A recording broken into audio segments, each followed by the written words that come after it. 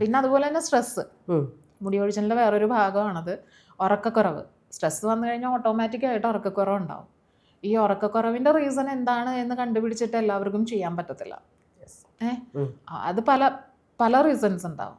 അപ്പോൾ ഉറക്കക്കുറവ് എന്ന് പറയുന്ന സംഭവം നമുക്ക് എങ്ങനെ മാനേജ് ചെയ്യാൻ പറ്റും? അത്യാവശ്യം നല്ല രീതിയിൽ വർക്കൗട്ടൊക്കെ ചെയ്ത് കഴിഞ്ഞാൽ സ്ട്രെസ് ഹോർമോൺസ് കുറയുമ്പോൾ ഓട്ടോമാറ്റിക്കായിട്ട് നമ്മൾ ഉറക്കം വരും. അപ്പം എല്ലാം ഇപ്പം നമ്മളൊരു പേഷ്യൻ്റ് വന്നു കഴിഞ്ഞ് കഴിഞ്ഞാൽ അവരുടെ മെയിൻ ആയിട്ടുള്ള എന്താണ് റീസൺ എന്ന് ചോദിച്ചിട്ട് അതിനൊരു സൊല്യൂഷനും കൂടി പറയുക. അതിൻ്റെ ഒപ്പം തന്നെ ഹെയറിൻ്റെ തന്നെ നമ്മളൊരു ഫുഡ് ചാർട്ട് ഉണ്ടാക്കിയിട്ടുണ്ട്. മെയിൻ ഹെയറിന് ഏറ്റവും അത്യാവശ്യമായിട്ടുള്ള ഫുഡ് ചാർട്ട്. അത് ഓരോ ആൾക്കാരുടെ ഡെഫിഷ്യൻസി അനുസരിച്ചിട്ടാണ് നമ്മളത്. അപ്പം നിങ്ങളുടെ അടുത്ത് വരുമ്പോൾ ഈ ബ്ലഡ് ടെസ്റ്റ് ചെയ്തിട്ട് വേണം വരാൻ? അതോ നിങ്ങൾ തന്നെ ഫസ്റ്റ് വരുമ്പോൾ നമ്മൾ ബ്ലഡ് ഒന്ന് ചെക്ക് ചെയ്യാൻ പറയും. അപ്പോൾ ഈ പറഞ്ഞ ഫെർട്ടിൻ ചെക്ക് ചെയ്യാൻ പറയും, HB ചെക്ക് ചെയ്യാൻ പറയും, വൈറ്റമിൻ D ചെക്ക് ചെയ്യാൻ പറയും. അങ്ങനെ കുറച്ച് ബ്ലഡ് ചെക്കപ്പുകളുണ്ട്. അത് ചെക്ക് ചെയ്യാൻ പറയും. അതിനകത്ത് എന്തൊക്കെയാണോ ഡെഫിഷ്യൻസി, ആ ഡെഫിഷ്യൻസിക്ക് അനുസരിച്ചിട്ടുള്ള ഫുഡ് ചാർട്ട് ഉൾപ്പെടെ നമ്മൾ ഡിസൈൻ ചെയ്യും.